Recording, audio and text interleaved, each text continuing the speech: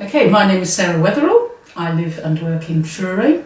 I'm also a member of the local Transition Truro group, and that's a network of, well, an international network of towns and villages that are looking to live their lives a bit more sustainably. I have been interested in green issues for many years now, so I am already in that sort of a mindset. I was involved in the 2009 Copenhagen Footsteps to Copenhagen initiative, and in that we were trying to raise awareness of climate change and look at ways of promoting that amongst the public through the pledges, having displays and doing marches. But more importantly, possibly, was getting over a message to the negotiators at the United Nations summit in Copenhagen. So we're 6 years on from that now, and the issue of climate change is still as serious, if not more so. So it's very important that we carry on getting that message across to governments, international governments, to try to get to a deal that will help keep global temperatures below that critical 2 degrees C.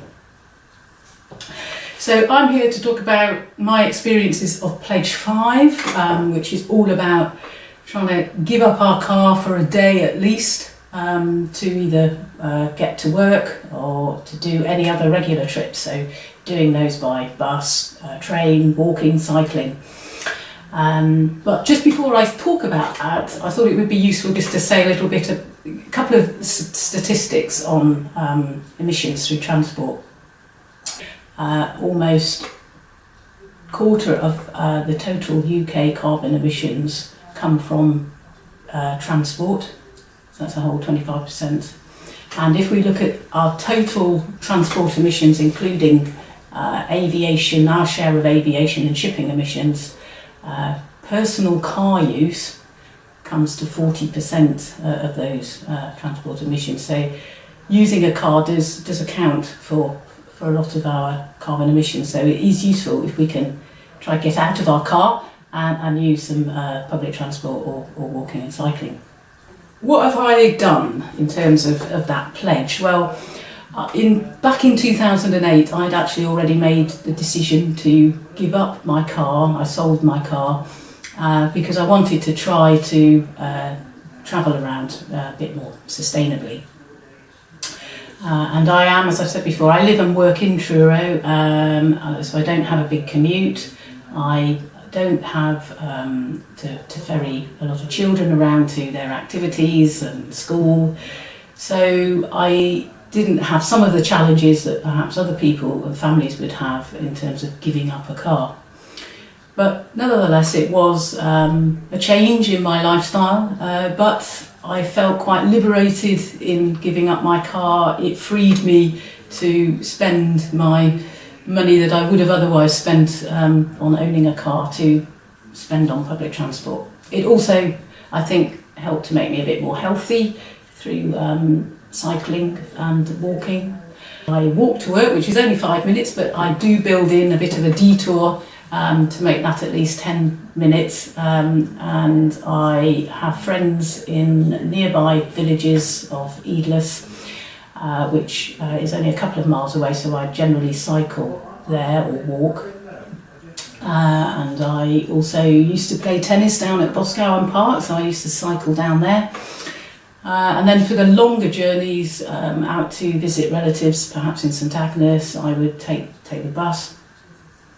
So the buses are quite good, the regular services, even though they have been a bit disrupted recently, there are still fairly regular services out to the main towns and villages, so that's quite convenient for me.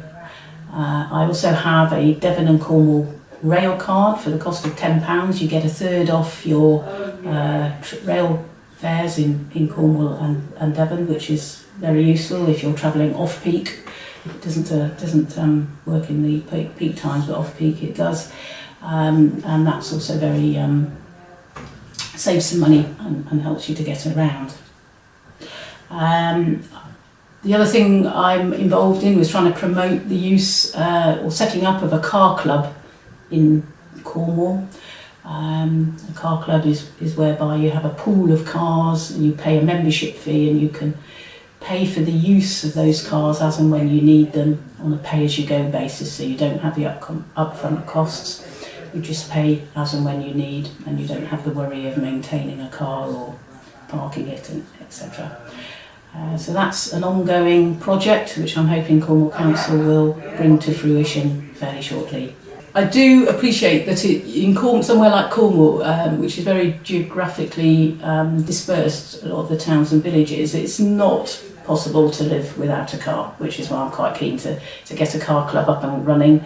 At the moment I have an informal car share arrangement with some friends in Truro, so I hire their car on an hourly basis, and to get to places which aren't served by public transport, or if I'm going out of an evening and I'm coming back later than the last bus or train, then having the use of a car is definitely useful. So I have that use of the car with a friend, a share with a friend.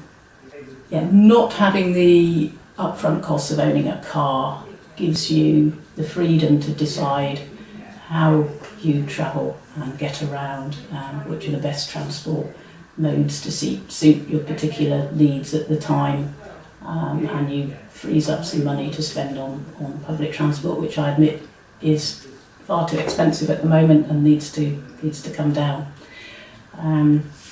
So even if you do have a car, then it's really important that you try not to use it too much, and to use buses and trains as much as possible, and to get out and walk and cycle. It's quite a liberating experience, I've found, and I think sometimes when we travel around in our cars we become quite isolated and distant from our fellow human beings. When you're out walking and cycling or on a bus, you're more cheek and jowl with your neighbours, and I think that's a good experience.